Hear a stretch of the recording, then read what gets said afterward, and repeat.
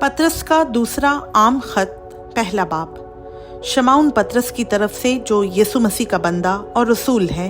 उन लोगों के नाम जिन्होंने हमारे खुदा और मुनच्ची यीशु मसीह की रास्तबाजी में हमारा सा कीमती ईमान पाया है। खुदा और हमारे खुदावंद यीशु की पहचान के सबब से फजल और इत्मीनान तुम्हें ज़्यादा होता रहे, क्योंकि उसकी इलाही कुदरत ने वो सब चीज़ें जो ज़िंदगी और दीनदारी से मुतल्लिक हैं, हमें उसकी पहचान के वसीला से इनायत की, जिसने हमको अपने ख़ास जलाल और नेकी के ज़रिया से बुलाया, जिनके बाइस उसने हमसे कीमती और नहायत बड़े वादे किए, ताकि उनके वसीला से तुम उस खराबी से छूटकर जो दुनिया में बुरी ख्वाहिश के सबब से है, ज़ाते इलाही में शरीक हो जाओ। बस इसी बाइस तुम अपनी तरफ से कमाल कोशिश करके अपने ईमान पर नेकी और नेकी पर मार्फत और मार्फत पर परहेजगारी और परहेजगारी पर सब्र और सब्र पर दीनदारी और दीनदारी पर बिरादराना उल्फत और बिरादराना उल्फत पर मोहब्बत बढ़ाओ। क्योंकि अगर ये बातें तुम में मौजूद हों और ज़्यादा भी होती जाएं, तो तुमको हमारे खुदावंद यीशु मसीह के पहचानने में बेकार और बेफल ना होने देंगी। और जिसमें ये बातें ना हों वो अंधा है और कोथा नज़र और अपने पहले गुनाहों के धोए जाने को भूले बैठा है। बस ऐ भाइयों, अपने बुलावे और बरगज़ीदा को साबित करने की ज़्यादा कोशिश करो, क्योंकि अगर ऐसा करोगे तो कभी ठोकर ना खाओगे, बल्कि इससे तुम हमारे खुदावंद और मुनच्ची यीशु मसीह की अब्दी बादशाही में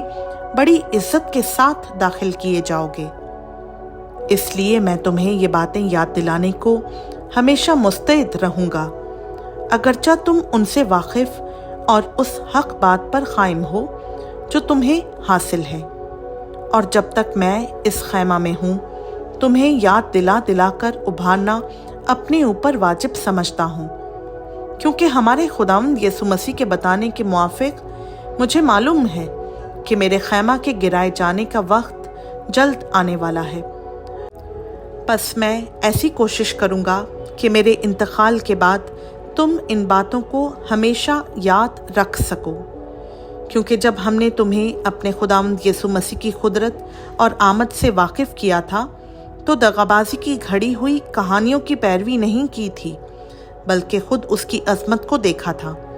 कि उसने खुदा बाप से उस वक्त इज़्ज़त और जलाल पाया जब उस अफजल जलाल में से उसे ये आवाज़ आई कि ये मेरा प्यारा बेटा है जिससे मैं खुश हूँ। और जब हम उसके साथ मुक़द्दस पहाड़ पर थे, तो आसमान से यही आवाज़ आती सुनी, और हमारे पास नबियों का वो कलाम है जो ज़्यादा मोतबर ठहरा, और तुम अच्छा करते हो जो ये समझकर उस पर गौर करते हो कि वो एक चिराग है